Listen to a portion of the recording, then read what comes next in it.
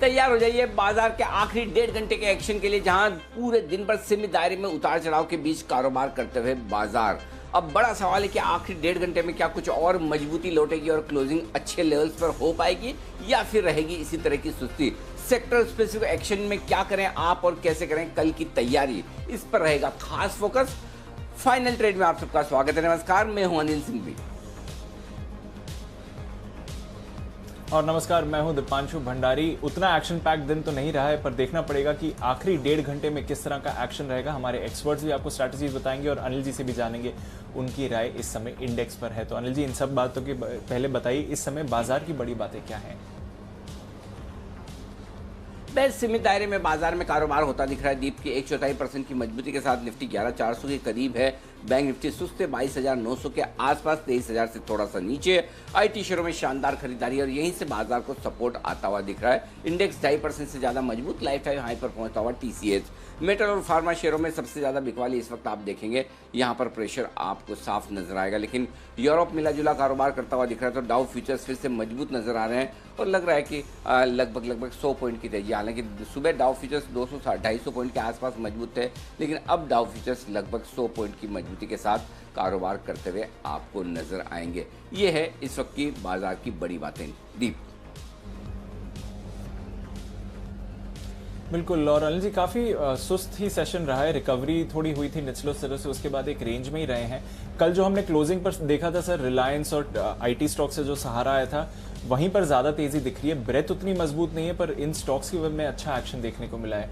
तो क्या इन्हीं के भरोसे के पर आप क्लोजिंग तक भी एक्शन देख रहे हैं, या थोड़ा और पार्टिसिपेशन बढ़ते हुए दिखेगा?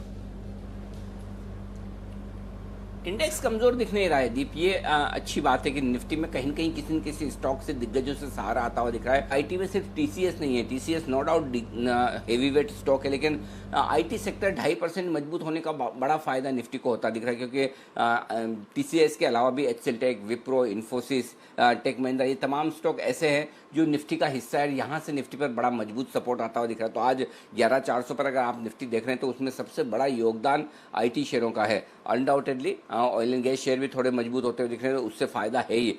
लेकिन बाजार दिशा की तलाश में है, इसमें कोई डाउट नहीं कि अब तक का जो सेशन है वो कल के मुकाबले में थोड़ा सा बेहतर है, लेकिन अब भी उस कॉन्फिडेंस की कमी दोनों ही तरफ के ट्रेडर्स में है, चाहे वो तेजी वाले हो चाहे मंदी वाले। और इस बीच सीमा पर तनाव को लेकर थोड़े से जो डेवलपमेंट्स आए हैं कल देर रात के, आज सुबह के, हमारी सेना की तरफ से भी जो प्रेस रिलीज आया, उसको देखते हुए लोग थोड़े से कॉशियस हैं कि सावधानी रखी जाए। तो ऐसे में ग्लोबल मार्केट्स की मजबूती, एफआईज का न्यूट्रल रवैया, यानी कि उन्होंने बिकवाली बंद किए, ये दोनों पॉजिटिव फैक्टर है जो बाजार को होल्ड करने की कोशिश कर रहे हैं। और सीमा पर तनाव एक वो फैक्टर है जो बाजार को बहुत ऊपर जाने नहीं दे रहा। तो मिला जुला सा कारोबार सीमित दायरे में होता दिख रहा है। ऐसे में ट्रेड करना थोड़ा मुश्किल काम है, लेकिन फिर भी रेंज के किसी भी छोर पर आए और वहां पर अगर आप एक कॉन्ट्रा कॉल लेकर ट्रेड कर लें, तो शायद मेरे ख्याल से ज़्यादा बेहतर स्ट्रेटेजी हो सकती है। आइए, ये तो स्ट्रेटेजी इंडेक्स की रही, लेकिन स्टॉक्स की स्ट्रेटेजी समझते हैं।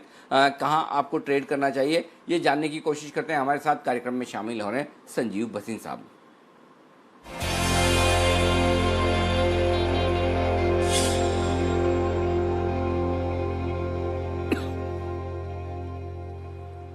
भसीन साहब, आपका स्वागत है। कल आपके कंज्यूमर वाले स्टॉक्स चुनने की रणनीति सही साबित हुई है। आईटीसी, गोदरेज कंज्यूमर्स, ये आज मजबूती के साथ कारोबार करते हुए दिख रहे हैं। इवन बैंक्स में भी अच्छी तेजी होती दिख रही है। बताएं सर, एक बार अपडेट आप दें, उसके बाद मैं आपसे फ्रेश कॉल्स लेता हूं। हाँ अनिल जी, तो अपडेट ये है, आपको कल दिया था आईसीआईसीआई बैंक, वो आपको 3% दे गया, गोदरेज कंज्यूमर 4% दे गया और आईटीसी भी 2.5% दे गया। तीनों में शॉर्ट टर्म ट्रेडर बुक कर सकता है। लेकिन सबसे बढ़िया थी सुबह की कॉल, 405.6 में आपको बीपीसीएल दिलाया था, अभी 420 का भाव हो गया है।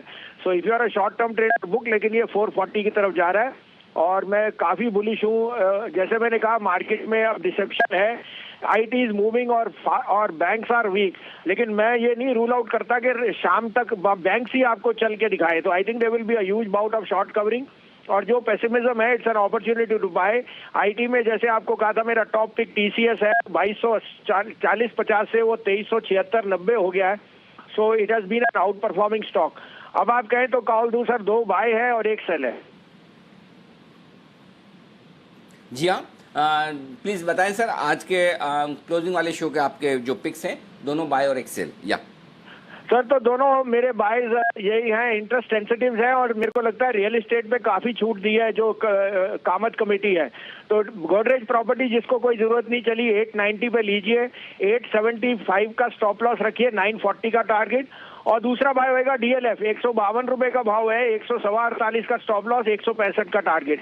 डीएलएफ इज अनवाइंडिंग, और उसके जो न्यू प्रोजेक्ट्स है वो एक्सट्रीमली मैंने इतनी जल्दी बढ़ रहे हैं कि मैं बता नहीं सकता। तो उसके लिए REIT और जो न्यू सेल्स है वो बहुत ही बड़ा कैटलिस्ट होएगा सर। और उसके सामने सेल है इंफ्राटेल, 217.18 है, 221 का स्टॉप लॉस, 200 का भाव। ओके, ये है आपके लिए 3 कॉल्स जहां पर खरीदारी और बिकवाली दोनों रहे। रियल एस्टेट पर बुलिश है भसीन साहब। गोदरेज प्रॉपर्टी खरीदिए 890 के आसपास, 890, स्टॉप लॉस 875, टारगेट 940। ये है आपके लिए गोदरेज प्रॉपर्टी।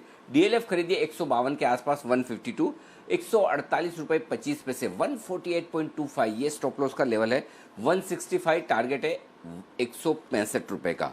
भारतीय इंफ्राटेल यहां पर आप बिकवाली कर सकते हैं 217 217 के आसपास, 221 221 का स्टॉप लॉस है, और 200 तक के टारगेट के लिए आपको करनी है यहां पर बिकवाली। ये 3 बेहतरीन पिक्स। बहुत बहुत शुक्रिया सर। 2:50 पर आपसे होगी फिर मुलाकात, लेंगे आपके BTST पिक्स भी, और तब हम आपसे जानेंगे कि और कौन से स्टॉक्स हैं। आइए तब तक नजर डालते हैं उन तमाम इवेंट्स पर जहां पर आज फोकस करना है। देवांशी हमारे साथ है बताने के लिए। देवांशी बताइए कौन सी इवेंट्स हैं जिन पर नजर रखनी है। मानसी माफ करिएगा, मानसी बताइए। Good afternoon sir. सर वैसे ये पूरे हफ्ते में जो मेजरली रिजल्ट्स है कैश स्पेस के ही आने वाले हैं। आज के नतीजों की अगर बात करें, Spencer retail, future consumer, Jindal stainless, SML, इसूजू, इन तमाम कंपनियों के नंबर्स पर फोकस है। इसके अलावा ट्रिगर्स आज शाम 6 बजे कैबिनेट की एक अहम बैठक होने वाली है जिस पर नजर रहेगी। हैप्पीएस्ट माइंड्स टेक्नोलॉजीज का IPO का दूसरा दिन है। साथ ही मिंडा इंडस्ट्रीज का राइट्स इशू आज बंद होने जा रहा है। अगर इसके एंटाइटलमेंट रेशियो की बात करें 1:27 का एंटाइटलमेंट रेशियो है। शेवियट कंपनी की बोर्ड बैठक होने जा रही है बाईबैक को लेकर, और यूरोपियन यूनियन और यूके के बीच ब्रेक्सिट ट्रेड डील पर जो बातचीत है उस पर भी नजर रहेगी। कल की अगर बात करें कैश स्पेस की कंपनियां, Shriram EPC, Eveready Industries, CSC Ventures, Emami Realty, IB Ventures जैसी कंपनियों के नंबर्स आएंगे। हैप्पीएस्ट माइंड टेक्नोलॉजीज का IPO कल बंद होगा। वहीं रूट मोबाइल का IPO खुलेगा। प्राइस बैंड 340 से 350 रुपए होगी। रिटेल निवेशकों के लिए भारत डायनेमिक्स का OFS खुलेगा। दिल्ली में ट्रायल बेसिस पर बार और पब्स कल से खुलने जा रहे हैं। वहीं 9 सितंबर यानी कल के दिन एसेट मोनेटाइजेशन पर कोर ग्रुप ऑफ कमेटी की बैठक होने जा रही है। हेक्सावेयर डीलिस्टिंग के लिए ओपन ऑफर कल खुलेगा। वहीं नीति आयोग की बैठक भी कल के दिन होती हुई हम देखेंगे। अंत में गुरुवार का दिन Nifty bank Nifty weekly expiry एक्सपायरी। कैश स्पेस में West Coast Paper, Mirc Electronics, Jai Bharat, Maruti जैसी तमाम कंपनियों के नंबर्स आते दिखेंगे। लोन मोरेटोरियम मामले में सुप्रीम कोर्ट में अगली सुनवाई 10 सितंबर के दिन गुरुवार के दिन होगी। साथ ही TDSAT में ट्राई वर्सेस वोडाफोन आइडिया मामले पर अगली सुनवाई भी इस दिन होगी। सेल के नतीजों पर बोर्ड बैठक होने जा रही है। वहीं 5 राफेल विमान जो हैं वो आधिकारिक तौर पर वायुसेना में एंट्री होते हुए देखने को मिलेंगे। ओके, तो कई सारे इवेंट्स हैं, ट्रिगर्स हैं जहां पर हमें नजर रखनी है। संदीप भी हमारे साथ हैं बताने के लिए कौन से स्टॉक्स पर आपको एक्शन दिखाए मार्केट्स खुलने के बाद। गुड आफ्टरनून संदीप, बताइए।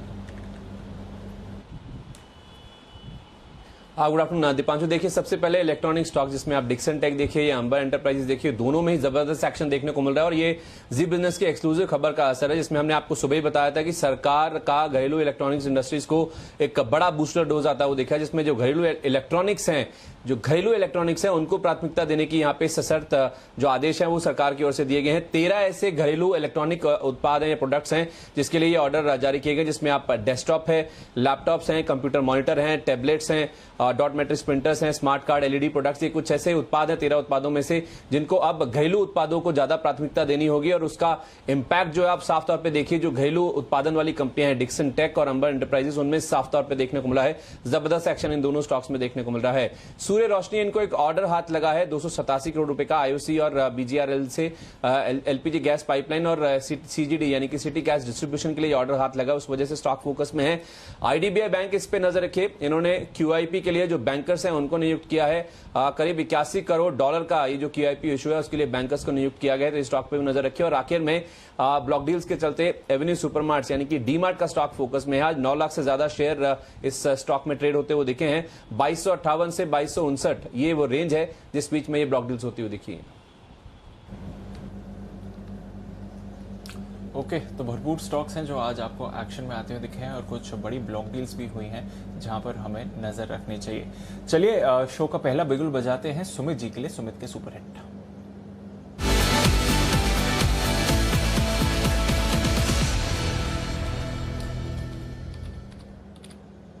बताएं सुमित जी। नमस्कार दीपांशु, गुड आफ्टरनून।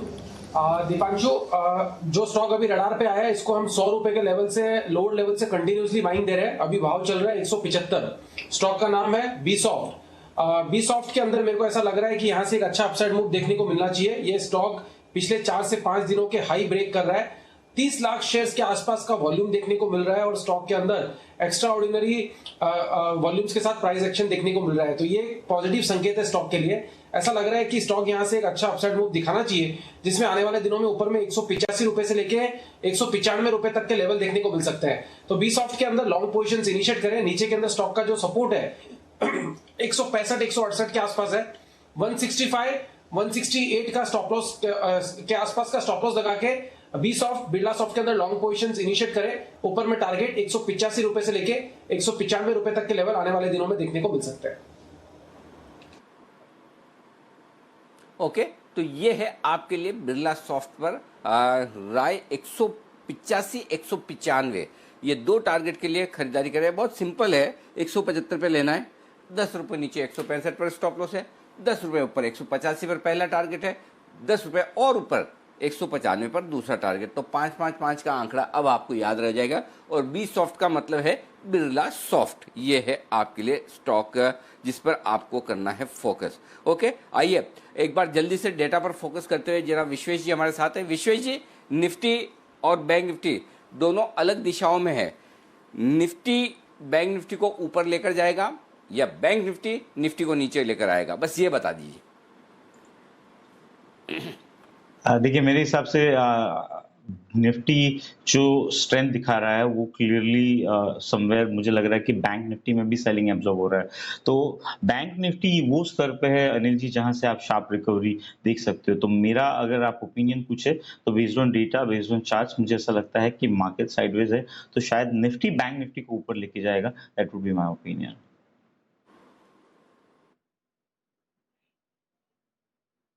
मजबूत है और संभावना है कि निफ्टी बैंक निफ्टी को ऊपर लेकर जाए। चलिए, बहुत बढ़िया, अच्छी बात है कि मजबूती आ जाए बैंक निफ्टी में भी। जैसा अभी वसीम साहब भी कह रहे थे कि थोड़ी देर में शायद आप देखेंगे कि बैंक निफ्टी में भी थोड़ी शॉर्ट कवरिंग, थोड़ी खरीदारी आने के आसार बनेंगे। परफेक्ट है। जो स्टॉक्स आज मजबूत है उसमें से एक है HCL टेक, जो भर भर के आज रिकमेंड हुआ है। HCL टेक कुणाल जी, राकेश जी ने भी रिकमेंड किया था, उनके पहले भी मेरे ख्याल से और एक किसी ने तो रिकमेंड किया था आज सुबह HCL टेक। चलिए एक अपडेट, हाँ सिमी जी ने किया था, सिमी जी ने भी HCL टेक रिकमेंड किया था, जय ने किया था। तो आइए, अच्छा ये इस पर भी मैं अपडेट लूंगा, लेकिन उससे पहले विश्वेश जी तैयार है अपने विशेष कॉल के साथ। तो पहले विश्वेश जी के लिए बिगुल।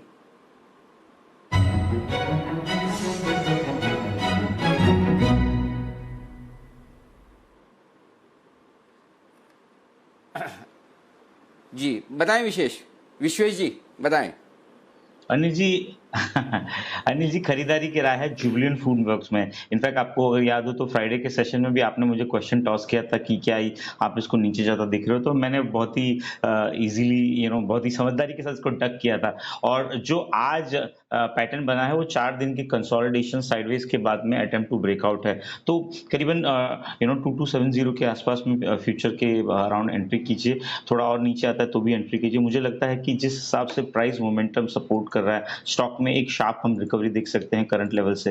तो 20 to 40 का स्टॉप लॉस रखना है जुबिलेंट फूड में, और ऊपर में 2380 इनफैक्ट 2400 तक के भी टारगेट हो सकते हैं। 1 या 2 दिन का टाइम देना पड़ेगा। स्वागत है आपका एक बार फिर से। और आइए अब करते हैं शुरुआत बिगुल के साथ कुणाल जी और राकेश जी की तरफ से चार्ट कॉर्नर।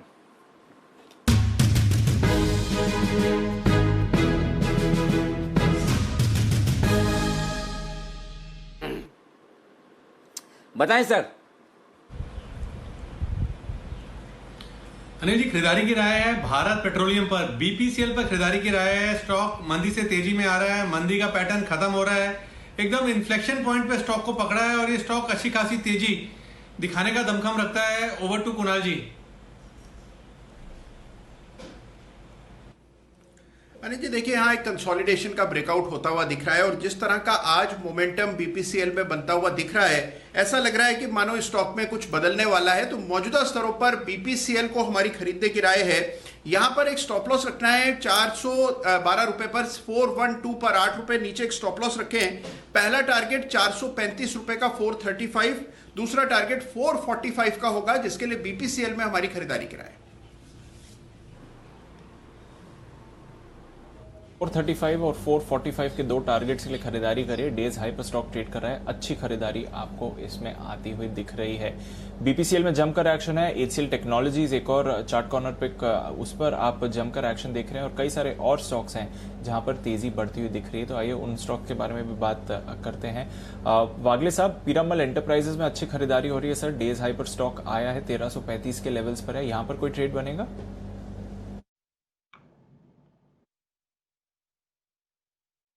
दीपांशु, नहीं, मैं समझता हूँ कि यहाँ पर 1360 के ऊपर ही बाय करना चाहिए। अभी 1300 आज का हाई 1353 बना के अभी 1333 है। मैं फ्यूचर्स की बात कर रहा हूँ। मुझे लगता है यहाँ पर एक रेजिस्टेंस है, ये 1360 को पार करने के बाद ही फ्रेश एंट्री लेनी चाहिए। नितिन जी, आज टेक्नोलॉजी स्टॉक्स का दिन लग रहा है सर। जिस तरह से टीसीएस, एचसीएल टेक परफॉर्म कर रहे हैं, इन्फोसिस यहां पर भी 2.5% का उछाल है, 950 के लेवल्स पर है। क्या इन्फोसिस पर भी एक मूव आ सकती है यहां से?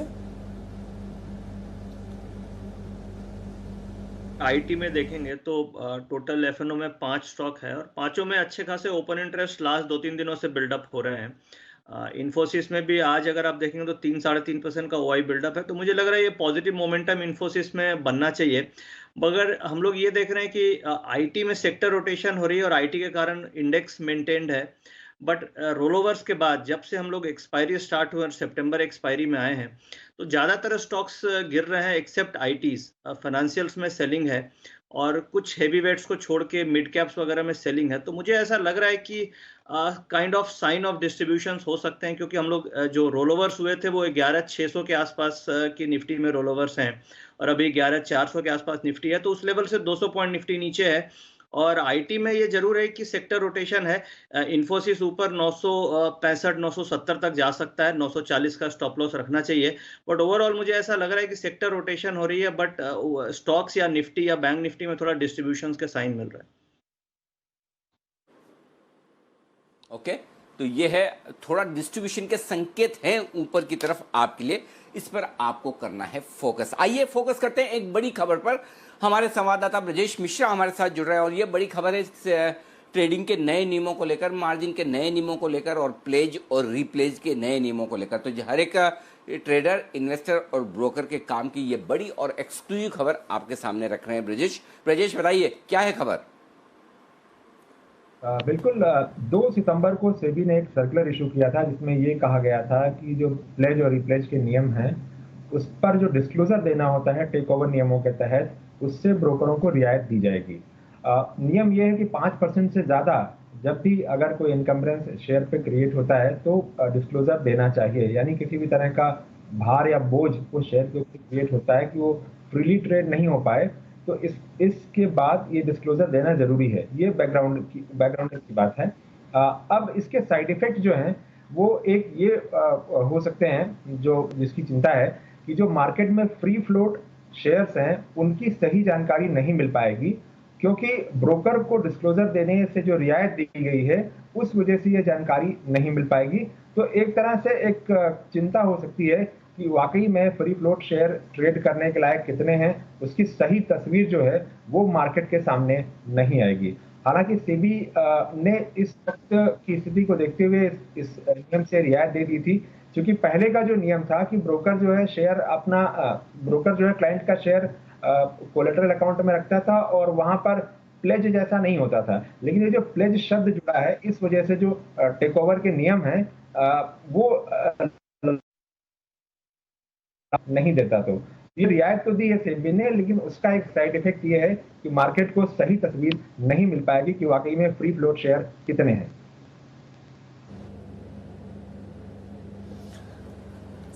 अनिल जी, ये तो इम्पोर्टेंट बात है क्योंकि सर हमने पहले भी देखा है कि ये प्लेजिंग को लेकर ही काफ़ी सारी परेशानियां हुई हैं, स्पेशली ब्रोकर्स एंड पर, क्लाइंट एंड पर। और अगर इसकी वजह से सही डिस्क्लोजर या सही डिटेल्स नहीं सामने आएंगी तो उसका इम्पैक्ट क्या हो सकता है सर? देखिए दीप, ये एक प्रोसीजरल इशू है और इसमें बेसिकली सेबी ने इसके लिए समझना ये होगा कि सेबी ने ये जरूरी क्यों किया कि किसी भी प्रमोटर के या किसी के भी पास शेयर हैं तो, और स्पेशली प्रमोटर्स, तो उन्होंने अपने शेयर कहाँ कितने प्लेज रखे हुए उसकी जानकारी सेबी को दे और एक्सचेंजेस को दे। उसकी वजह यह कि ताकि ये पता चल सके कि कितने शेयर प्लेज हैं और कितना फ्री फ्लोट मार्केट में अवेलेबल है। अब होगा ये कि अगर आप किसी ब्रोकर के साथ ट्रेड कर रहे हैं, आपने मार्जिन के तौर पर शेयर प्लेज किए हैं, तो वो तो मार्जिन के तौर पर शेयर प्लेज करके आगे फिर से मार्जिन पर एक्सचेंजेस में दे देगा। तो अब ये शेयर चूंकि प्लेज है लेकिन इनका डिस्क्लोजर नहीं होने वाला है, इनको इस तरह से नहीं कहा जाएगा कि ये प्लेज है, तो अल्टीमेटली फ्री फ्लोट में इसे गिना जाए ना गिना जाए तो इनका डिस्क्लोजर कैसे हो, ये है बड़ी बात जिसका अभी तक सॉल्यूशन ढूंढना बाकी है। तो आई एम श्योर कि जब ये नए नियम लागू होने जा रहे हैं 15 तारीख से, फिर जो रिलैक्सेशन है वो भी खत्म हो जाएगा, तो उसके बाद ये देखना ज़रूरी होगा कि जो कुछ भी शेयर प्लेज किए जा रहे हैं उनको किस तरह से दिखाया जाए, किस तरह से उनकी जानकारी पहुंचे। अब ये प्लेज और वो प्लेज में फ़र्क है।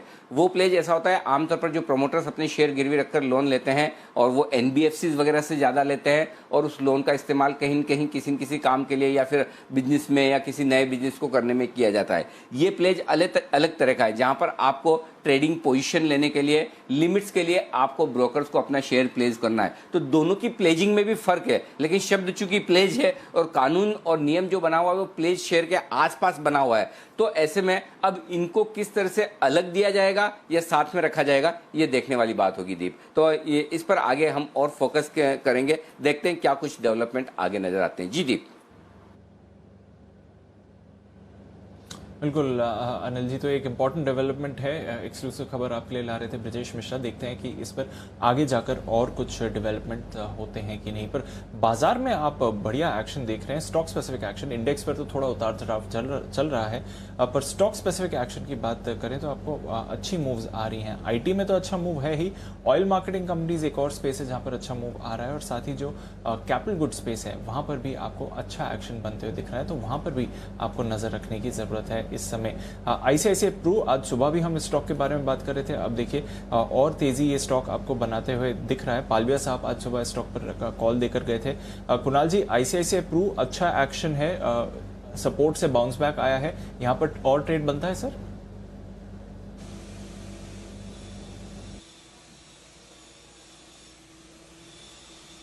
देखिए दीपांशु, जिस तरह का चार्ट स्ट्रक्चर है डेफिनेटली एक ब्रेकआउट आते हुए चार्ट पर नजर आ रहा है, तो मेरी राय में बिल्कुल और अपसाइड स्टॉक में बन सकता है। जिनके पास भी निवेश है निवेशित रहना चाहिए। तीनों insurance company SBI life, prudential, ICICI सभी के चार्ट मजबूत लग रहे हैं, तो ICICI प्रूडेंशियल में भी और ऊपर के लेवल्स देखने को मिल सकते हैं। स्वागत है आपका। इस बीच कुछ और अहम खबरें आपकी स्क्रीन पर आती हुई दिख रही है। आज शाम कैबिनेट की अहम बैठक होने वाली है, लेकिन उससे पहले कैबिनेट की सुरक्षा मामलों की भी बैठक होगी। ये इंटरेस्टिंग और ये बड़ी खबर है इस वक्त की जो आती हुई दिख रही है। कैबिनेट की बैठक से पहले सुरक्षा मामलों की भी एक बैठक होगी, जिसमें चीन के साथ जो सीमा पर तनाव है उस पर विचार किया जाएगा। कुछ और अपुष्ट खबरें आती हुई दिख रही है, हम उन पर भी इंतज़ार कर रहे हैं कि वो खबरें पूरी तरह से पुष्ट हो जाए, उसके बाद आपके सामने रखें। वहाँ पर चीनी सैनिकों की तरफ से थोड़ा जमाव सीमा पर बढ़ने की खबरें आती दिख रही है, तो ये भी एक और इंटरेस्टिंग डेवलपमेंट है जो होता हुआ नज़र आ रहा है। तो काफ़ी कुछ खबरें आती हुई दिख रही है, उन खबरों पर हमें फोकस करना है कि क्या कुछ हो सकता है, क्योंकि खबरें अभी ये भी आ रही कि शायद कुछ और चीनी सैनिक कुछ आगे घुसपैठ करने की कोशिश कर रहे हैं और उस पर भारतीय सैनिक और चीनी सैनिक आमने सामने, इस तरह की खबरें मीडिया में अलग अलग जगह आती हुई दिख रही है। तो थोड़ी सी सावधानी रखिए। देखिएगा रेजांग ला, ये एक है जहां पर ये खबर आ रही कि भारत और चीन के 40-50 सैनिक आमने सामने हैं, तो इस पर जरा हम फोकस करेंगे। तो काफ़ी कुछ खबरें इनसे मिलती जुलती आती हुई दिख रही है, तो थोड़ी सी सावधानी रखनी है। आइए मैं कुछ और इस पर विस्तार से बातचीत करूं, उससे पहले एक बार दीप जल्दी से 2:30 बजे की स्ट्रेटेजी देख लेते हैं। जी दीप।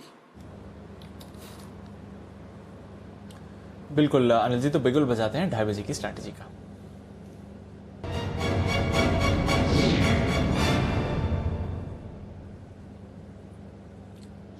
अनिल जी, ग्लोबल मार्केट्स में तो आज सुबह से काफी तेज उतार चढ़ाव आ रहा है। डाउ फ्यूचर्स वैसे तो सुबह 250 अंक ऊपर थे, इस समय एकदम सपाट हो गए हैं। कल ऑफ कोर्स अमेरिकी बाजारों की छुट्टी थी, पर आज अमेरिकी बाजार खुलने से पहले आप देख रहे हैं कि डाउ फ्यूचर्स सपाट हो गए और नास्डैक फ्यूचर्स में सर 1.5% का प्रेशर आ रहा है, तो वहां पर नजर रखनी पड़ेगी क्योंकि आईटी में वहां पर भारी बिकवाली हो रही है। 2 दिन की तेजी के बाद यूरोप भी वीक खुला है सर, 1 से 1.5% की गिरावट है। आज ईयू और यूके के बीच अहम बैठक होने वाली है ब्रेक्जिट ट्रेड डील को लेकर, तो उसकी वजह से आप देख रहे हैं कि थोड़ा प्रेशर यहां पर है। एशिया में अच्छा ट्रेड रहा सर, जापान, चाइना, हांगकांग तीनों में ही अच्छी गेन्स देखने को मिली और बढ़त के साथ ही बंद हुए। तो एशिया पॉजिटिव था सर, बट यूएस फ्यूचर्स और यूरोप इस समय नेगेटिव हैं। बताइए क्या करना चाहिए?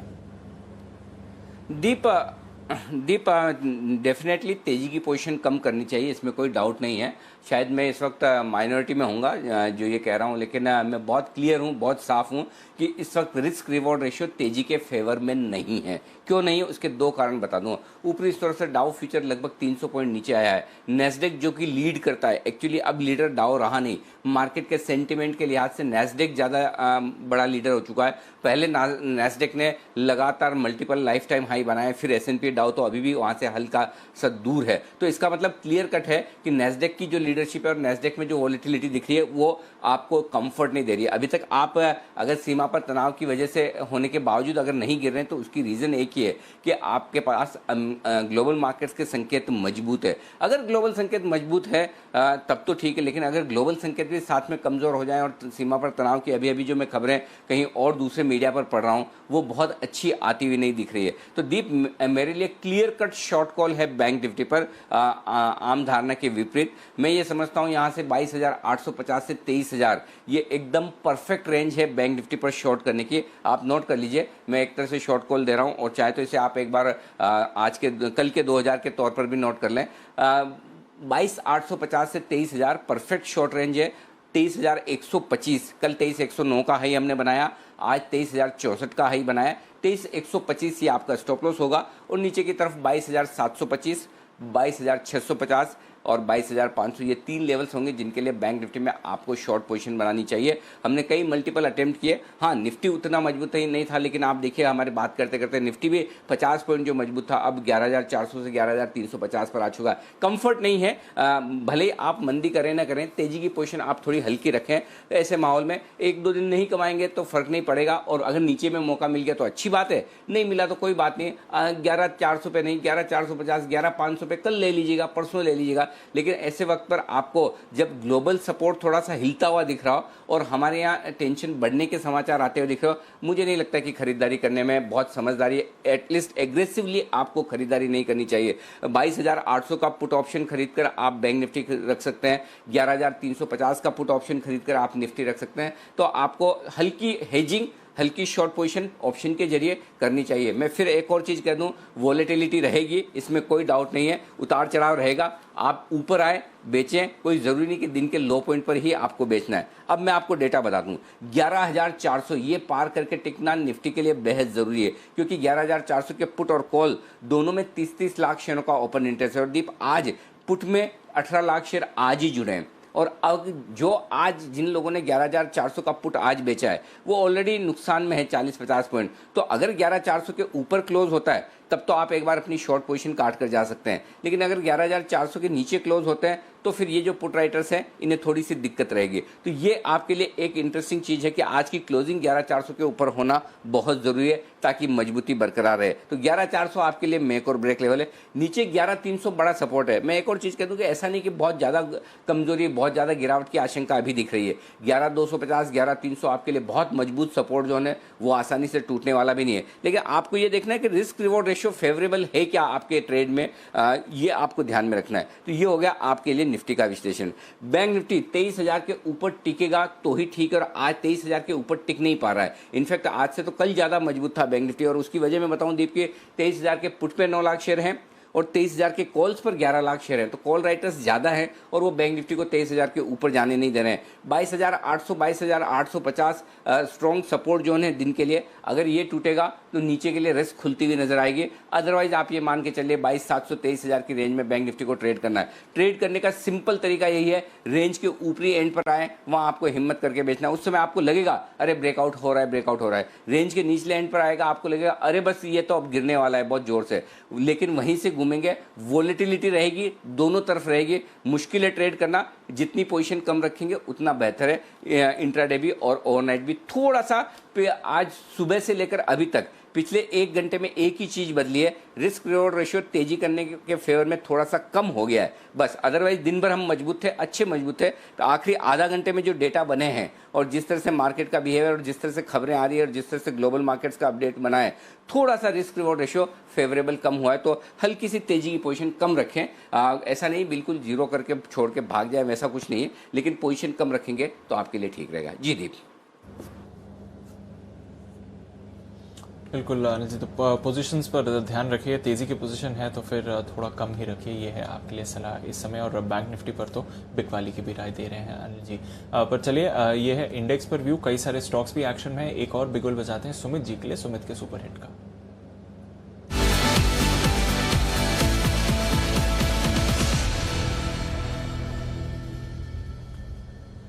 बताएं सुमित जी। दीपांशु, जैसे जैसे मार्केट में फॉल आ रहा है, पीवीआर में ब्रेकडाउन आया है। पीवीआर में ऐसा लग रहा है यहाँ से एक अच्छा करेक्शन देखने को मिल सकता है। रिसेंट के 10-15 दिनों के जो लोज लगे थे वो ब्रेक हो रहे हैं। पीवीआर यहाँ से एक अच्छा फॉल दिखाने को तैयार है। ऐसा लगता है कि पीवीआर में यहाँ से नीचे में 1240, मेरे को तो लग रहा है शायद 1220 रुपए तक के लेवल भी पीवीआर में देखने को मिल सकते हैं, क्योंकि आज का ब्रेकडाउन बहुत बढ़िया है। पीवीआर में ऊपर में 200 डीएम में रेजिस्टेंस फेस हुआ है और अब ऊपर में रेजिस्टेंस फेस करके इसने जस्ट गिरावट का शुरुआत किया है। मेरे को लग रहा है कि यहाँ से एक अच्छा फॉल पीवीआर में देखने को मिलेगा। 1240, 1220 तक के लेवल पीवीआर में इसी हफ्ते में देखने को मिलने चाहिए। जिन्होंने भी सेल का व्यू लेके काम किया हुआ है वो अपना पोजीशंस को होल्ड करें। यहाँ पे फ्रेश सेलिंग करके चलने का सलाह रहेगा। सीएमबी पे 1310 के ऊपर का स्टॉप लॉस लगाएं और नीचे में 1240 और 1220 ये लेवल्स पीवीआर में जल्दी ही देखने को मिलने चाहिए। ओके, तो ये है आपके लिए इस वक्त पीवीआर में बिकवाली की राय सुमित जी की तरफ से। 1280 के आसपास शॉर्ट कीजिए, 1285 में 1310 का स्टॉप लॉस, 1240, 1220 तक के टारगेट के लिए। फोन अ फ्रेंड लाइफलाइन यूज कर रहे हैं हमारे एक्सपर्ट इस तरह के मार्केट के, और वो है आशु मदान साहब। उनके ठीक पीछे वागले साहब की तरफ से भी कॉल आने वाला है। आशु मदान साहब हमारे साथ जुड़ चुके हैं स्पेशल अपीयरेंस के तौर पर। स्पेशल अपीयरेंस है मेरा मतलब ये है कि वो शो पर तो है नहीं, लेकिन लाइफलाइन यूज कर रहे हैं। फोन अ फ्रेंड, स्विंग के सुल्तान आशु मदान।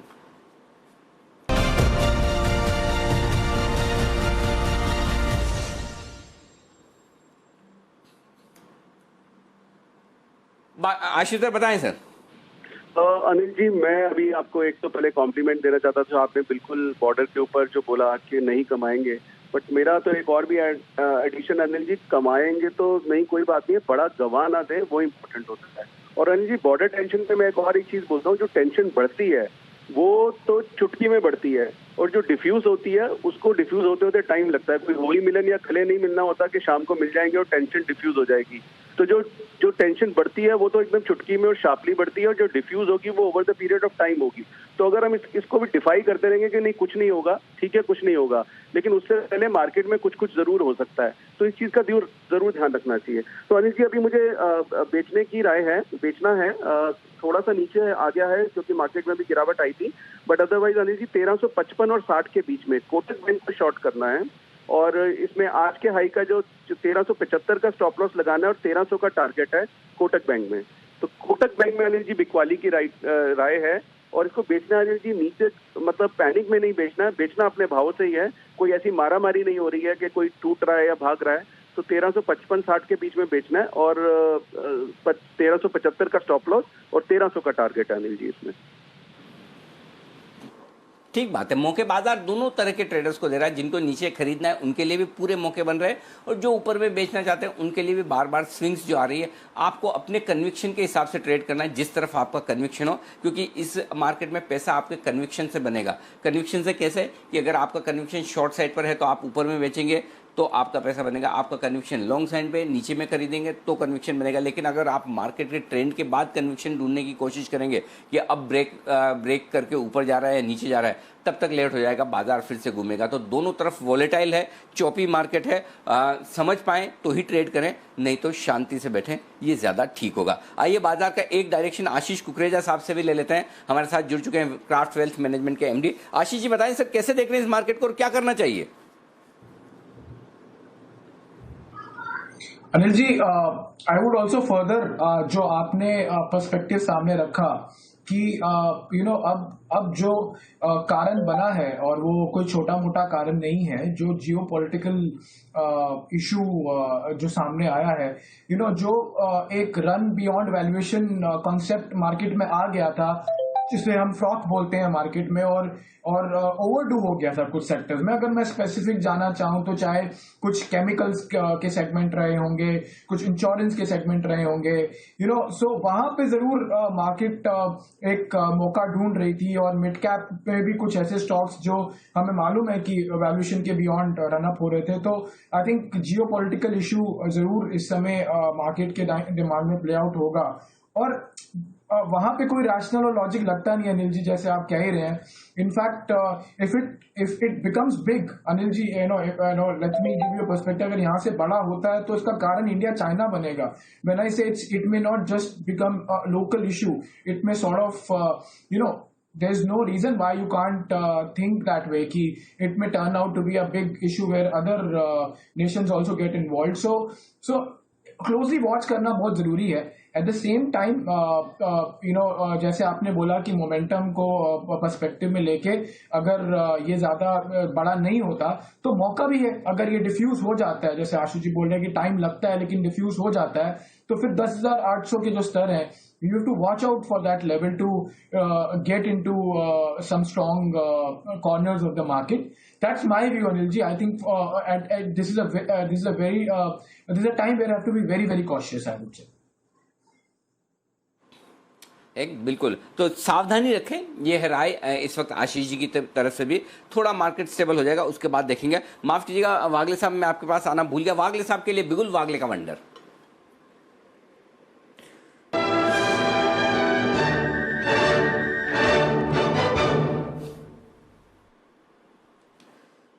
बताएं सर।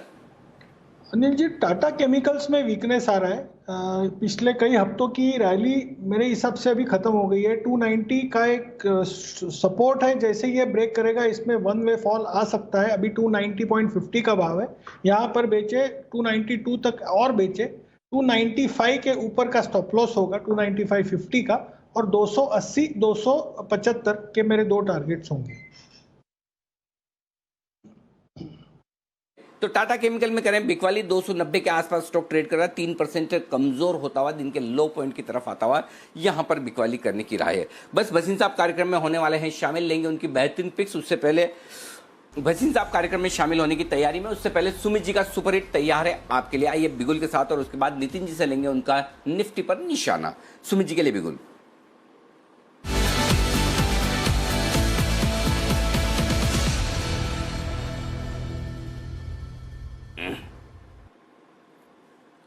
बताइए सुमित जी।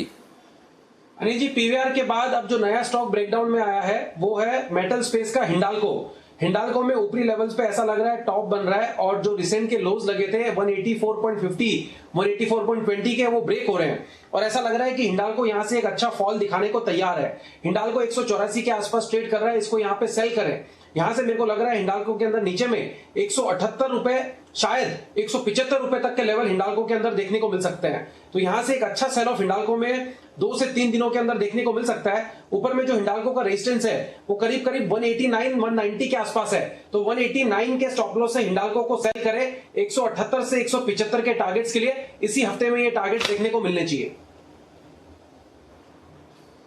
Okay perfect. तो ये है आपके लिए हिंडाल्को में बिकवाली करने की राय। 183 184 की रेंज में बेचे, 190 का स्टॉप लॉस और 178 175 के टारगेट के लिए। आइए नितिन जी का एक निफ्टी का व्यू ले लेते हैं।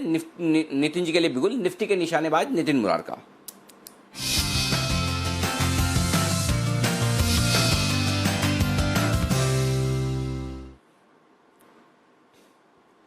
बताएं नितिन जी क्या करना है निफ्टी में।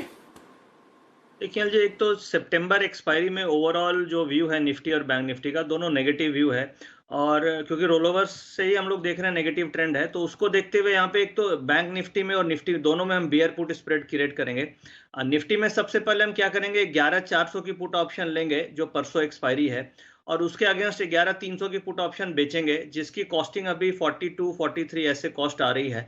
तो ये स्प्रेड का टारगेट होगा करीब 80-85। मुझे लग रहा है कि 11300 की तरफ निफ्टी जाएगी और स्टॉप लॉस 20 रुपए का होगा।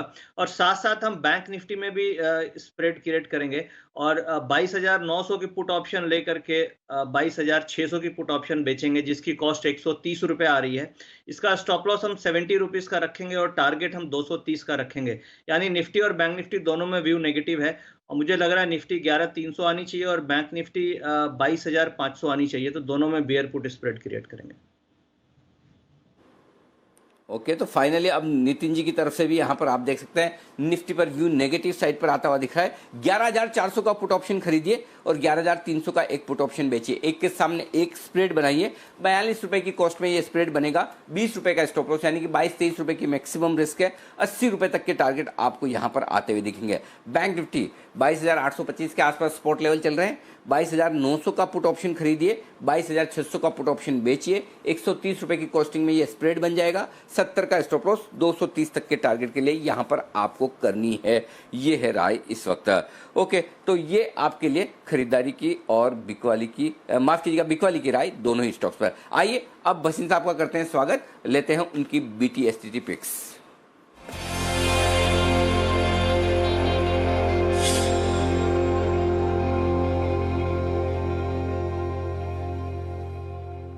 एक बार फिर से आपका स्वागत है भसीन साहब। बताएं सर आज के आपके BTSTT ट्रेड्स और कोई अपडेट अगर आप देना चाहें तो।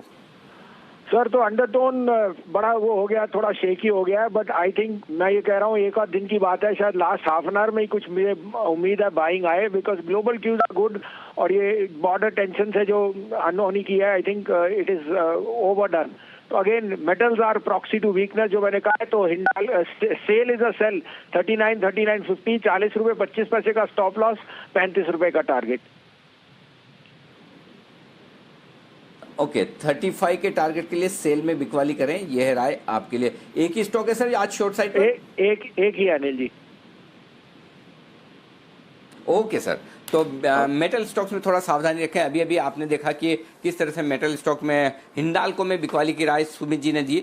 सेल पर बिकवाली की राय भसीन साहब दे रहे हैं। 39-39.5 की रेंज में बेचिए। 40 रुपए 25 पैसे का स्टॉप लॉस है। 35 रुपए तक के टारगेट के लिए करनी है बिकवाली। अगला बिगुल है कुणाल जी राकेश जी के लिए चार्ट कॉर्नर का, और उसके ठीक बाद वागले साहब के लिए भी हम चलेंगे। तो पहले कुणाल जी राकेश जी के लिए बिगुल।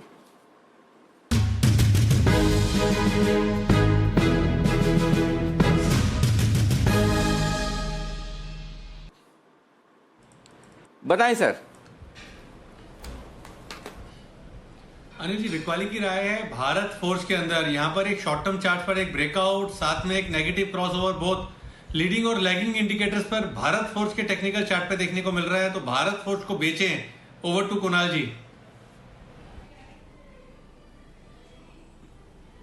अनिल जी देखिए एक राउंडिंग टॉप पैटर्न बना है, 485 रुपए के नीचे ब्रेकडाउन होते हुए दिख रहा है। और अनिल जी इस चार्ट को देखकर आपका एक जुमला उधार पर लेकर के बोलना चाहता हूं कि ये तो गयो अनिल जी, मौजूदा स्तरों पर बेचें इसको। 485 485 पर स्टॉप लॉस रख लें। पहला टारगेट 452 रुपए का 452 का, और दूसरा 445 रुपए का 445 का। तो 452 445 के टारगेट के लिए भारत फोर्ज में हमारी बिकवाली की राय। ओके 445 452 ये दो टारगेट बिकवाली की राय भारत फौज में। बिगुल अगला वागले साहब के लिए, वागले का वंडर, उनकी भी पिक आपके सामने।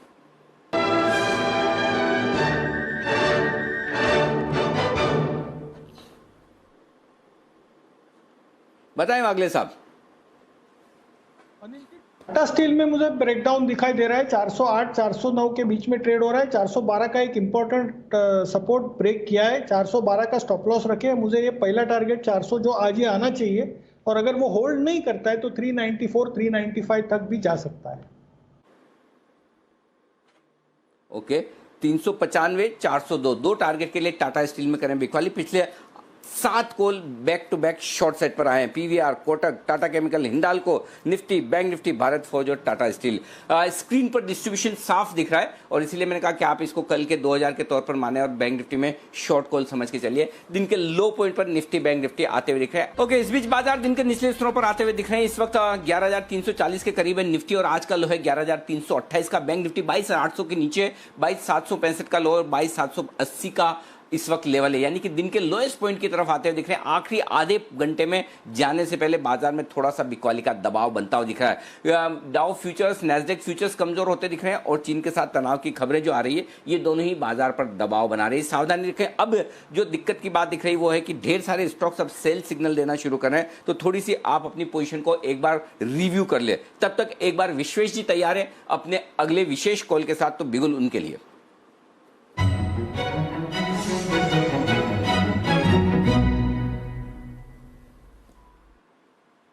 बताएं विश्वेश जी। अनिल जी, बिकवाली की राय है और मेटल आज काफी वीक लग रहा है, तो मेटल में से ही एक पैक है। स्टॉक का नाम है टाटा स्टील। टाटा स्टील में बहुत ही ब्यूटीफुल डबल टॉप पैटर्न बना है और आज के दिन में एक स्लैंटिंग ट्रेंड लाइन का ब्रेकडाउन दिखा जा रहा है और जिस हिसाब से वाई एडिशन हुआ है, अगर आप देखेंगे 420 430 460 ह्यूज कॉल राइटिंग हुई है। अगला जो सीधा सपोर्ट है वो 400 रुपए के पुट में है जहां पे 11 लाख शेयर है, तो मुझे लगता है जैसे ही 400 रुपए ब्रीच होगा 400, we can see a rapid decline towards 390 380। तो टाटा स्टील में बिकवाली करे करंट लेवल के हिसाब से और जिस हिसाब से मोमेंटम फेवर कर रहा है, मुझे लग रहा है कि 395 385 के टारगेट हो सकते हैं। स्टॉप लॉस रखना 416 का, शॉर्ट साइड टाटा स्टील की सलाह। ओके, टाटा स्टील में बिकवाली करने की राय है विश्वेश जी की तरफ से। अभी वागले साहब ने भी टाटा स्टील में शॉर्ट खोल दिया था। 402 का टारगेट वागले साहब कह रहे हैं आज ही आने वाला है और 395 के टारगेट कल, 394 95 के टारगेट के लिए आपको टाटा स्टील में करनी है बिकवाली और अभी 416 के स्टॉप लॉस के साथ बिकवाली करने की राय दे रहे हैं विश्वेश। 395 उनका वो पहला टारगेट है जो वागले साहब का दूसरा वाला है और 385 पर यहां पर दूसरा टारगेट विश्वेश जी की तरफ से। आइए सेठी साहब कार्यक्रम में शामिल हो रहे हैं और सेठी साहब के लिए बिगुल बजाते हैं। सेठी साहब की शॉर्ट टर्म पिक।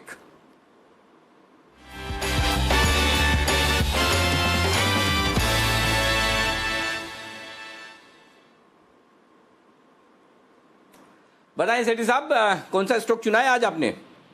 हाँ बिल्कुल अनिल जी, देखिए बाजार में तो थोड़ी गिरावट का दौर है। सबकी नजरें एलएसी के ऊपर है, इंडो चाइना जो टेंशन चल रहा है उसके ऊपर, और उसके ऊपर ही बाजार की चल रहेगी, तो जिसका ज्यादा असर मुझे लगता है F&O सेगमेंट में रहेगा। बाकी मेरी आज की भी कॉल कैश मार्केट सेगमेंट से एक खरीदारी करने की सलाह है। एक जबरदस्त कंपनी है, हालांकि आज थोड़े बाजार कमजोर है तो उसलिए आज से अच्छा भी है कि लेवल्स पे मिल जाएंगे। स्टॉक का अभी प्राइस है 2220 रुपए का। कंपनी का नाम है Johnson controls Hitachi air conditioning company, JC HSC के नाम से ट्रेड होता है। ये कंपनी व्हाइट गुड्स, खास करके air conditioners, air purifiers, refrigerators बनाने का काम करती है।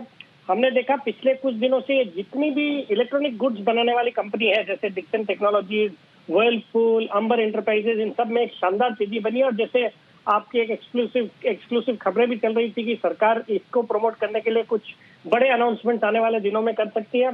ये कंपनी को भी उसका बहुत बड़ा फायदा होगा। ये कंपनी एक जॉइंट वेंचर है यूएस की जॉनसन कंट्रोल्स नामक कंपनी और जापान की हिटाची एयर कंडीशनिंग कंपनी, इन दोनों का 60-40 जॉइंट वेंचर है।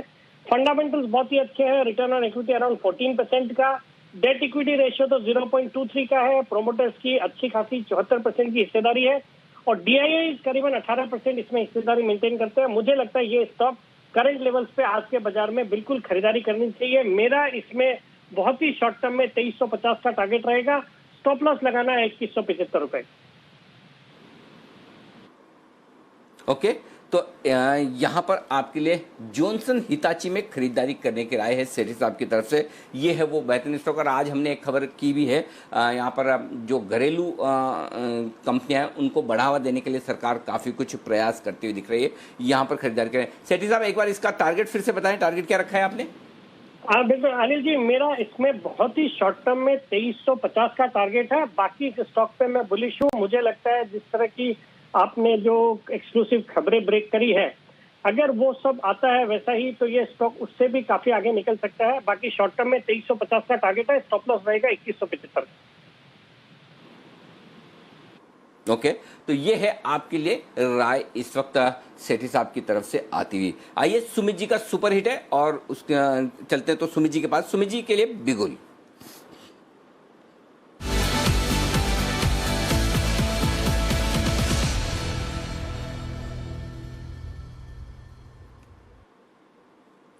सुमित जी बताएं सर। अनिल जी, एक और एक स्टॉक सेल साइड का और क्लास सेल है 662 665 के आसपास। Shriram transport finance. Shriram transport finance stock को बेचे। स्टॉक के अंदर ब्रेकडाउन है। स्टॉक यहां से अच्छा खासा डिप दिखाना चाहिए। 640 रुपए का पहला टारगेट बनेगा।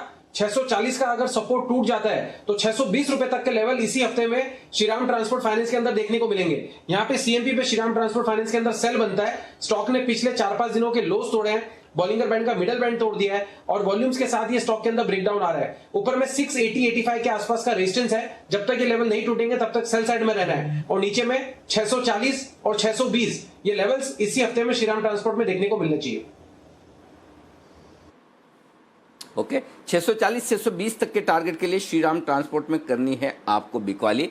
एक के बाद अब एक शॉर्ट कॉल और दिन के लो पॉइंट पर। और इंटरेस्टिंग चीज मैं बताऊं आपको, बैंक निफ्टी ने कल के लोस को छुआ है। कल का लो बैंक निफ्टी का जो था वो था 22,716 का। आज का लो है 22,715 का। तो दिन के लोएस्ट पॉइंट पर और कल के लो पॉइंट पर पहुंचा है। कल का लो पॉइंट छुआ है, तोड़ा नहीं है। कल का हाई पॉइंट बैंक निफ्टी का 23,109 का था, तो उसे भी आज पार नहीं किया। तो अब तक कल की रेंज में ही बैंक निफ्टी ने ट्रेड किया है। निफ्टी का कल का हाई था 11,381, उसको पार किया हमने। कल का लो 11,250 का था, तो आज हमने अब तक 11,300 नहीं तोड़ा है, लेकिन दिन के लो पॉइंट पर जरूर है, ये इसमें कोई डाउट नहीं है। तो कुल मिलाकर यहाँ पर जो आपको दिख रहा है वो थोड़ा सा बिकवाली का दबाव होता हुआ दिख रहा है। और आइए एक बार बाजार पर रखिए नजर। 11,325 के आसपास निफ्टी और 22,800 के नजदीक बैंक निफ्टी है। तो 2:30 बजे जब हम बाजार थोड़ा मजबूत था, वहां से जो आपको पहला टारगेट बैंक निफ्टी पर दिया 22,725 का, वो हासिल हुआ है। अब आप अपना स्टॉप लॉस ट्रेल करके 23,000 पर ले आए।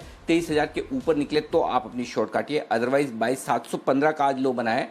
अगर ओवरनाइट पोजीशन रखना चाहते हैं तो आप पुट्स में कन्वर्ट कर लें, वो ज़्यादा ठीक होगा। खुले तौर पर फ्यूचर्स की पोजीशन रखना रिस्की होगा। 3:20 पर मैं आपको और विस्तार से बताऊंगा क्या कुछ हो सकता है, लेकिन उससे पहले जय तैयार है हमारे साथ ऑप्शन की स्ट्रेटेजी लेकर।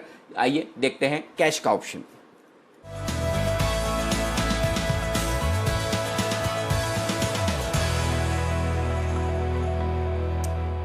बताएं जय।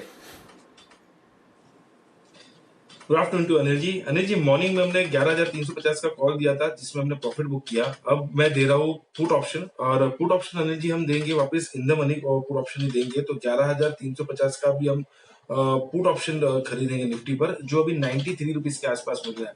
मॉर्निंग में हमने in the money call option दिया, अभी in the money put option हम खरीदेंगे। 93 पे इसे खरीदना है अनिल जी। इसमें हम स्टॉप लॉस नीचे पर लगाएंगे 49 का, एंड ऊपर में जो पहला टारगेट बनकर आ रहा है इसका वो है 139 का, और दूसरा टारगेट 150 का। 139 एंड 150 ये दो टारगेट्स के लिए 93 पर खरीदना है 11,350 का पुट ऑप्शन जी।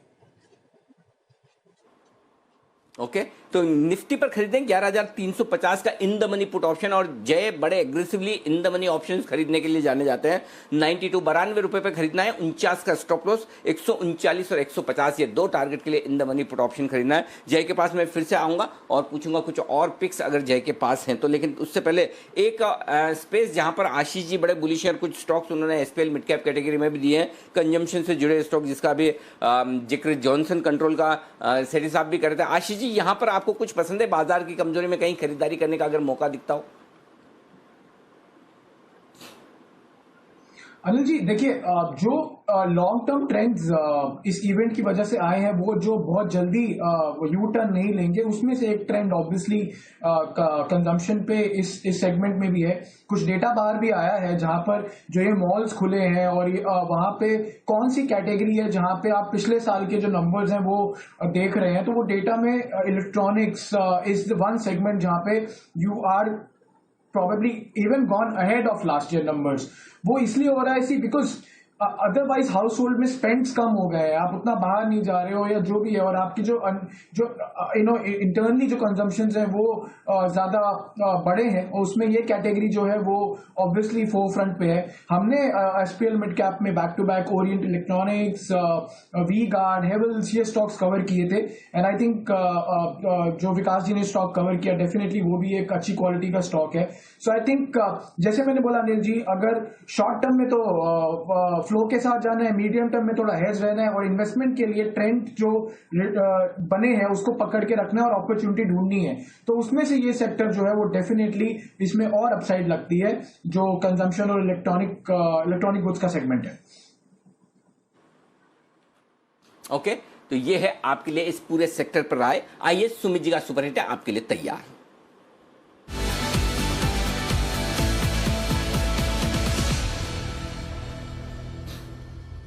बताएं सुमित जी। अनिल जी, एक तो अभी थोड़ी देर पहले हिंडाल्को में सेल कॉल दिया था, 178 का टारगेट था, 179.50 तक का लो लगा और वहीं पे ट्रेड कर रहा है अभी। तो उस फॉल के बाद अब जो एक और एक स्टॉक रडार पे आया है वो भी सेल साइड का है, तो यहाँ के अंदर ऑप्शंस में ट्रेड करने का सलाह रहेगा। स्टॉक का नाम है एसबीआई। एसबीआई के अंदर बिकवाली है, बॉलिंगर बैंड का मिडल बैंड टूटा है, 205 वाला पुट 8 रुपए में अभी मिल रहा है। एसबीआई 205 वाला पुट 8 रुपए में अभी ट्रेड हो रहा है, इसके अंदर बाय करके चलने का सलाह रहेगा। एसबीआई मेरे को लगता है यहां से गिरावट दिखाएगा, जिसके अंदर नीचे में 195 रुपए से लेके 190 रुपए तक का मूव एसबीआई के अंदर देखने को मिल सकता है। और एसबीआई का जो ऊपर में रेजिस्टेंस है 209 210 के आसपास है, यानी जब तक ये लेवल नहीं टूटेंगे तब तक एसबीआई में अब दबाव देखने को मिलेगा। 205 का पुट अभी सीएमपी पे खरीदारी करें, नीचे के अंदर 6 रुपए या 6 रुपए 10 पैसे का स्टॉप लॉस लगाएं, और जो 10 से 15 रुपए का फॉल में एक्सपेक्ट कर रहा हूं वो अचीव होने पे इस पुट का टारगेट ऊपर में 11 रुपए से लेकर 14 रुपए तक देखने को मिलेगा। Buy SBI 205 put at CMP, stop loss 6, target 11 से 14 रुपए तक का ऊपर में देखने को मिल सकता है। Okay, perfect. बंसल जी, अब मेरे पास आपके लिए 3 खबरें हैं, बताइए कौन सी पहले बताऊं? 2 अच्छी खबर है और एक थोड़ी सी कम अच्छी खबर है, थोड़ी सी खराब खबर है। एक खराब खबर और 2 अच्छी, तीनों एक साथ बताना चाहता हूं। कौन सी पहले बताऊं, अच्छी या खराब? अनिल जी, पहले तो अच्छी वाली बताइए आप। इस बीच में बड़ी खबर आपकी स्क्रीन पर फ्लैश होती हुई दिख रही है, वो भारत चीन सीमा पर तनाव बढ़ने की खबरें आती हुई दिख रही है। खबरें आपकी स्क्रीन पर इस वक्त समझाया जा रहा है कि चीन के कुछ सैनिक सीमा में घुसने की कोशिश कर रहे हैं। 40 चीनी सैनिकों के आने की खबरें हैं, और ये बताया जा रहा है कि उन सैनिकों के पास जाहिर सी बात है हथियार भी हैं, तो चीन की तरफ से घुसपैठ की कोशिश, उनके सैनिकों को आगे भेजने की कोशिश, जो हम थोड़ी देर पहले आपको कह रहे थे कि कुछ और डेवलपमेंट बॉर्डर पर होते हुए दिख रहे हैं, उनका हम इंतजार कर रहे हैं कि खबरें कंफर्म हो। हॉटलाइन पर भारत और चीन के बीच कुछ बातचीत भी होती हुई दिख रही है, और ये इस वक्त तनाव बढ़ने की खबरें सीमा पर आती हुई दिख रही है। इस वक्त आपके लिए ये बड़ी और ब्रेकिंग न्यूज़ है।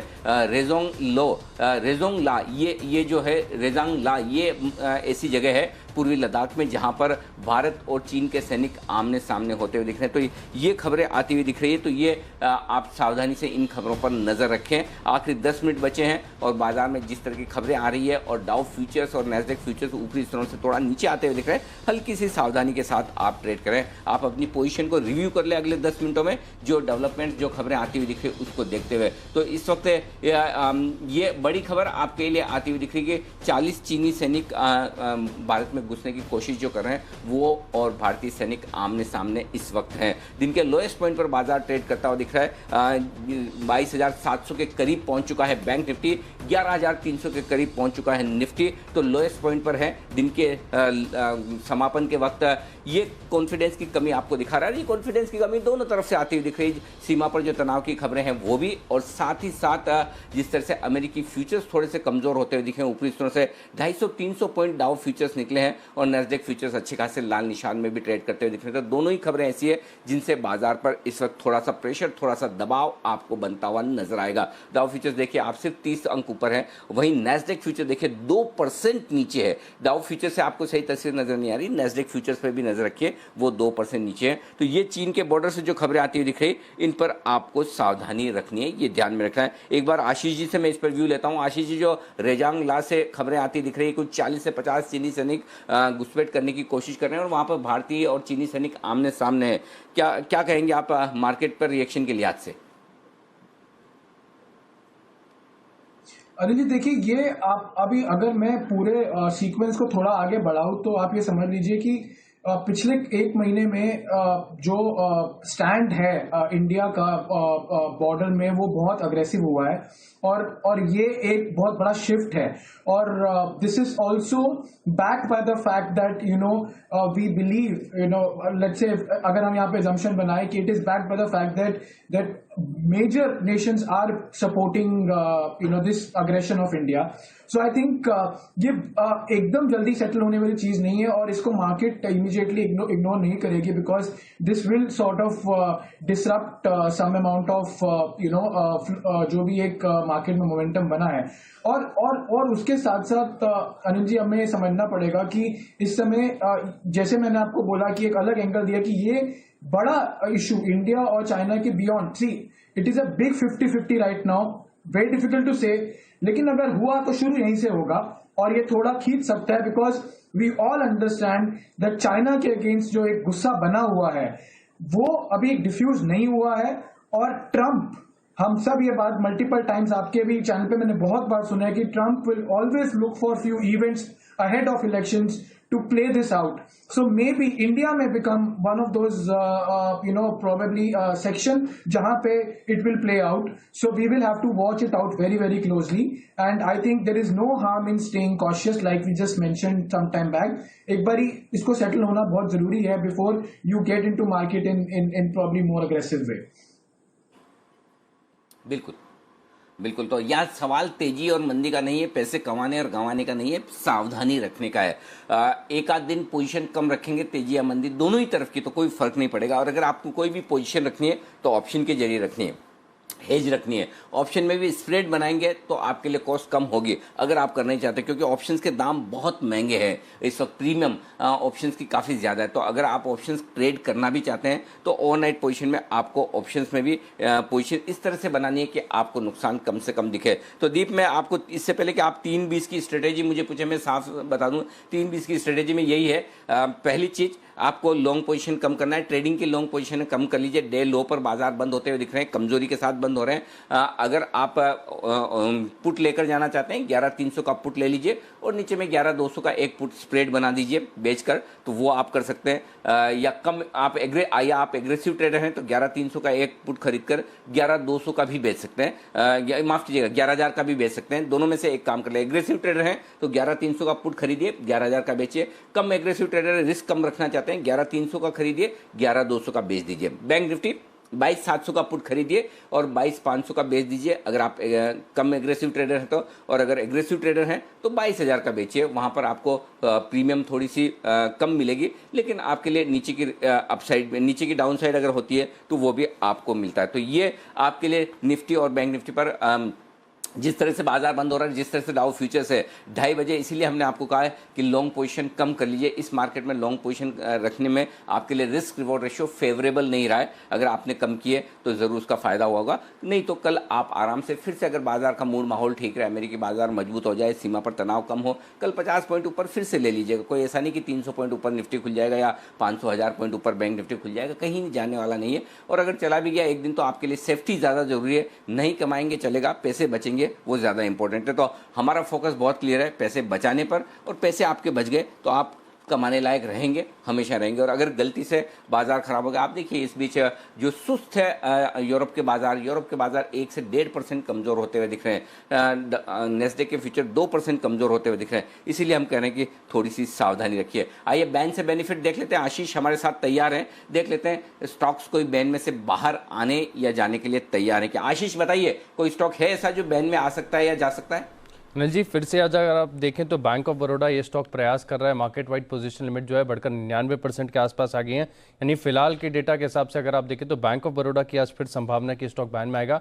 बाकी 6 स्टॉक जो बैन में थे बैन में बने रहेंगे, क्योंकि कोई भी स्टॉक ऐसा नहीं है जहां पर मार्केट वाइड पोजीशन लिमिट 80% से कम आई हुई हो। ओके, फिलहाल 98% बैंक ऑफ बड़ौदा बॉर्डर पर है, बैन में आने के लिए आज से बाहर निकलने की किसी की तैयारी नहीं। और इस बीच कुछ पॉइंट से कुछ मिनट्स के लिए, कुछ सेकंड्स के लिए निफ्टी 11,300 के नीचे आता हुआ 11,298 297 ये दिन का लो है। 22,700 को तोड़ता हुआ बैंक निफ्टी। दीप, तो कुल मिलाकर कमजोरी के साथ शुरुआत होती दिख रही है। आप क्लोजिंग में शोज का अपडेट, स्टॉक्स का अपडेट देते हैं, कौन कौन से स्टॉक्स कमजोरी की तरफ लीड कर रहे हैं बाजार को? अनिल जी, काफी खराब ब्रेथ हो गई है क्लोजिंग की तरफ, और जो स्टॉक्स गेन भी कर रहे थे वहां पर ऊंचाई से गिरावट आई है। सिर्फ 10 स्टॉक्स गेन करके क्लोज हो रहे हैं। मैं पहले लूजर्स की लिस्ट दे देता हूं सर। भारतीय इंफ्राटेल टॉप लूजर है, 8% का ब्रेकडाउन आपने इस स्टॉक पर आते हुए देखा है। टाटा मोटर्स, टाटा स्टील दोनों 5% नीचे, साथ ही हिंडाल्को, भारतीय एयरटेल, ग्रासिम यहां पर भी तेज गिरावट है। भारतीय एयरटेल तो सर 4 मई के बाद ये 500 के स्तर के नीचे गया है, तो वहां पर आपने भारी गिरावट देखी है। साथ ही Axis bank, SBI, ICICI, LNT, HDFC bank, इन सभी दिग्गज नेम्स में आपने आज गिरावट आती हुई देखी, और वहां से भी प्रेशर बाजार में बढ़ता हुआ दिखा है। HUL पर भी आज प्रेशर था, तो कंजम्पशन नेम्स पर भी कहीं ना कहीं गिरावट है। सिर्फ IT स्टॉक्स थे और थोड़ी OMCs थी जहां पर अच्छी खरीदारी दिखी है। BPCL टॉप गेनर है, 2.5% की तेजी के साथ क्लोज हो रहा है। हालांकि यहां पर भी ऊंचाई से गिरावट आई है। HCL टेक, इन्फोसिस, TCS और रिलायंस इंडस्ट्रीज यहां पर आपने थोड़ी खरीदारी आती हुई दिखी है, जिसकी वजह से बाजार को सहारा आते हुए दिखा है। इसके अलावा अगर फ्यूचर्स में भी देखें सर, तो वोडाफोन आइडिया आज 8% ये स्टॉक टूटा है। इसके अलावा PVR में भारी बिकवाली हुई है। RBL बैंक और IDFC फर्स्ट बैंक दोनों हाई बीटा नेम्स में आपने तेज गिरावट देखी है। स्टील अथॉरिटी यहां पर आपने प्रेशर बनते हुए देखा है। Apollo tyres, NALCO, NMDC, JSPL metal stocks पर आज काफी कमजोर एक्शन बनते हुए दिखा है। श्रीराम ट्रांसपोर्ट फाइनेंस यहां पर प्रेशर था। BEL, BHEL, Tata chemicals, Adani enterprises, Ashok Leyland यहां पर आपने 3.5% की गिरावट देखी है। बैंक ऑफ बड़ौदा एक्साइड यहां पर भी तेज गिरावट आती हुई देखी है। पर दूसरी तरफ इंडिया बुल्स हाउसिंग, ऐसे बाजार में स्टॉक ने हल्की सी गेंस दिखाई है, वहां पर थोड़ी नजर रखनी चाहिए। साथ ही ICICI प्रू यहां पर 3.5% की गेंस थी। पीरामल एंटरप्राइजेस यहां पर उछाल आया। गोदरेज कंज्यूमर में हमने थोड़ी खरीदारी आती हुई देखी है। जुबलेंट फूड और साथ ही कोफोर्ज यहां पर भी आपने थोड़ी सी खरीदारी आती हुई देखी है। क्यूमन से एकदम फ्लैट क्लोज हो रहा है। पिडलाइट में स्टार्टिंग में खरीदारी थी, एंड में उसने भी गेंस गिव अप कर दी। बजाज फाइनेंस एकदम फ्लैट क्लोज हुआ है। तो कुछ हाई बीटा नेम्स ने परफॉर्मेंस दिखाई है सर, पर इसके अलावा बैंक्स यहां पर भारी बिकवाली हुई है। मेटल स्टॉक्स यहां पर तेज गिरावट हुई है, और कुछ दिग्गज निफ्टी नेम्स में भी आपने गिरावट आती हुई देखी है। इसलिए पूरे बाजार पर प्रेशर पड़ा है। ब्रेथ काफी वीक है। 11,300 के नीचे आपने निफ्टी को जाते हुए देखा है, और 22,700 के नीचे बैंक निफ्टी है। तो काफी कमजोर क्लोजिंग हुई है अनिल जी।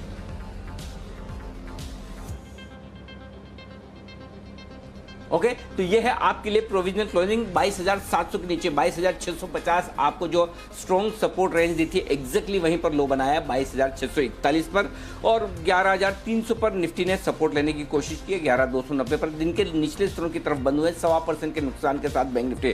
तो आपको बैंक निफ्टी जो 2:30 बजे शॉर्ट करने की राय दी थी 22,900 के आसपास, 22,725 पहला टारगेट, 22,650 दूसरा टारगेट, दोनों टारगेट आज दिन के दौरान ही आपके हासिल होते हुए दिखे। तो आज दिन के दौरान आपके दोनों टारगेट हासिल होते हुए दिखे हैं बैंक निफ्टी पर शॉर्ट साइड पर। तो आप देखिए 22,900 से 22,650, 250 पॉइंट कमजोर हुआ है आखिरी 1 घंटे में बैंक निफ्टी, और दिन के लो पॉइंट पर बंद होता हुआ दिखा है। तो टारगेट हिट है। अब देखते हैं कल क्या कुछ होता है। 22,450, 22,650 सपोर्ट रेंज के नजदीक बैंक निफ्टी बंद होता हुआ आपके लिए, और निफ्टी 11,250, 11,300 का सपोर्ट रेंज है, उसके आसपास ऊपरी एंड पर 11,300 पर बंद होता हुआ ये प्रोविजनल क्लोजिंग है। फाइनल क्लोजिंग थोड़ी सी ऊपर आ सकती है शायद, क्योंकि आखिरी मिनटों में गिरावट तेज हुई है, लेकिन देखते हैं क्या कुछ होता है। बाजार बंद होने के बाद शाम को क्या कुछ खास है, पहले मैं वो आपको बता दूं। अगर आप चावल के शौकीन हैं तो सावधान हो जाइए, क्योंकि आपकी थाली का सफ़ेद चावल आपके ब्लड शुगर को बढ़ाता है। लंबे वक्त तक अगर आप इस तरह के सफ़ेद चावल का सेवन करते हैं तो वो डायबिटीज़ की रिस्क बढ़ा देता है। 21 देशों के लगभग कई सारे ऐसे लोग हैं जिन पर एक लंबी रिसर्च के बाद, 10 साल की रिसर्च के बाद ये नतीजे सामने आए, और उसमें भी इस रिसर्च में भारत के लोग ज़्यादा उन्हें खतरे हैं, ज़्यादा है। तो डायबिटीज़ ना हो इसके लिए आप क्या सावधानियां रखें, किस तरह का चावल खाएं, तो ये आपके लिए बेहद इंटरेस्टिंग है। देखिए ये तो मार्केट, डाउ फ्यूचर्स, चीन पर सीमा तनाव, ये सब चीज़ें तो चलती रहेगी जो आपके हाथ में नहीं है। जो आपके हाथ में उस पर फोकस करें, क्या खाएं क्या ना खाएं, जीवन शैली कैसी रखें, इस पर आज हमारे साथ दो खास मेहमान कार्यक्रम में होंगे शामिल। डॉक्टर सुजीत झा जो कि प्रिंसिपल डायरेक्टर हैं डायबिटीज़ और ओबेसिटी मैक्स हेल्थ केयर के, और शिखा शर्मा जो न्यूट्रिशनिस्ट हैं और जो है फाउंडर फैट टू स्लिम, ये है जो वो आपको समझाएंगे कि आज के टॉपिक को आप किस तरह से अपनी हेल्थ हैबिट, फूड हैबिट्स को ठीक करें।